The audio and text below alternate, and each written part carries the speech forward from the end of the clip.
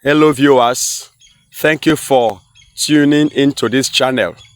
I want to sincerely appeal that you subscribe to this channel because we have a lot of information for you, especially regarding relationship, people's youth life, destiny, and all of that.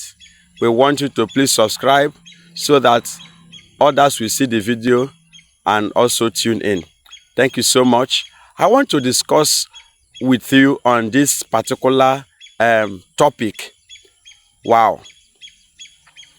2 things you must not do until you are married. 2 things you must not do until you are married. There are 2 things. There are 2 things that you must not even try it until you are married. Let me tell you, there are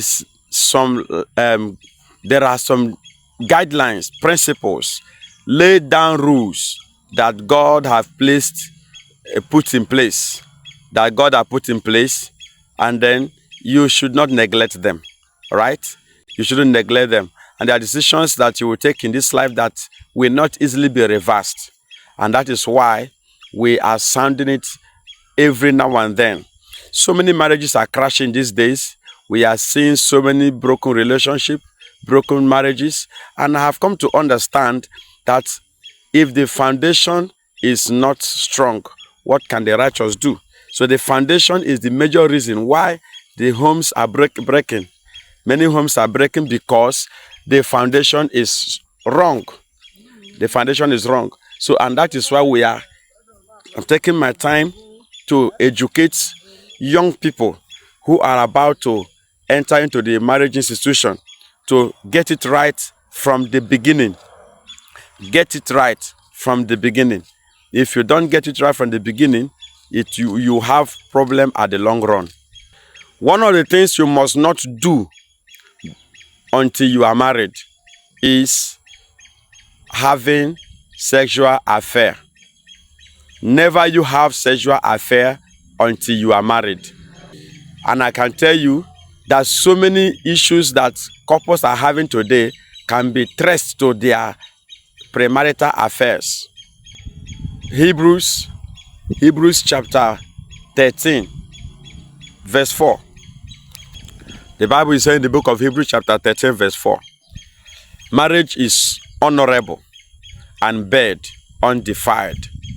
Marriage is honorable and marriage bed undefiled.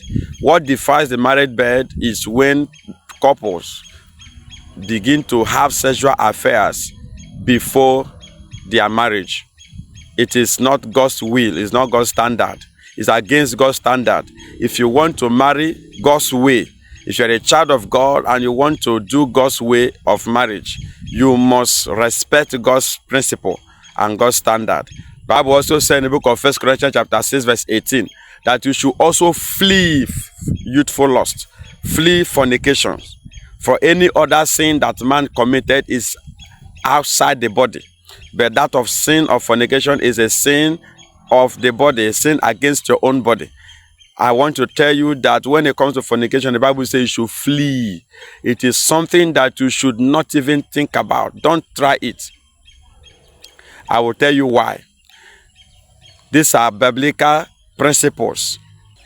Can I tell you the reason why you should not involve in sexual affairs until you are married?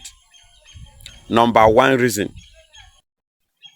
The first reason why you should not engage in sexual affairs until you are married is that it is God's standard. God's standard for marriage is that you should wait until you are joined as husband and wife. That is God's standard. If you are a child of God and you want to marry in the pattern and the standard of God, you must learn to wait until marriage. Number 2, the second reason I will tell you is that engagement ring is not wedding ring. That somebody gave you engagement ring does not connote that that person has become your husband or your wife. The number 3 reason why you should not involve in premarital sex is to prevent emotional scars. So many persons are wounded emotionally. Some are saying their hearts have been broken. Someone has broken your heart. Some are having emotional scars and so many other things. Let me tell you, when people say they are engaged or they are in courtship, that does not mean that they must end up as couples. Engagement must not end up in marriage. The reason why you are engaged is to study yourself, see how compatible you are, check how if it will work out, and if along the line you find out reasons why the relationship must not continue, you will be at the safer side when you cut that relationship, when you have prevented that premarital affair. But when someone have already involved or engaged his or herself in sexual affairs, it becomes almost impossible to cut off even when the red signs are there. So many persons have done series of abortion for each other while in the process of getting married. Some have infected each other with sickness, and then at the long run, you find out that this marriage cannot hold. It becomes almost impossible to break up. And when you finally do, the other person, or you see there's a lot of wounds and scars that comes along with that breakages and that breakup. Wounds and scars comes with such breakup. And that is why we say, keep yourself so that you will not have wounds. The fourth reason why I say you should keep yourself is for trust. You will have more trust for that couple you married without defiling himself or herself. When you marry yourselves and then you were faithful in your courtship period, I tell you, you will trust each other more than when you find out that that person is sexually indisciplined. When you are married to someone who is indisciplined sexually, you will have no trust. Anybody can say, I saw your husband with any lady or somewhere, and you believe. Someone can say, I saw your wife somewhere, I did this. Any allegation, you can believe it because you have seen such signs and red flags even while you were in a relationship. So if you want to have trust, you will need to sacrifice that pleasure until it is time. Keeping your sexual purity will give you confidence. We bring confidence. Sexual purity between future couples brings confidence, trust, and honor. Yes, it do. All right? And I'm a living testimony.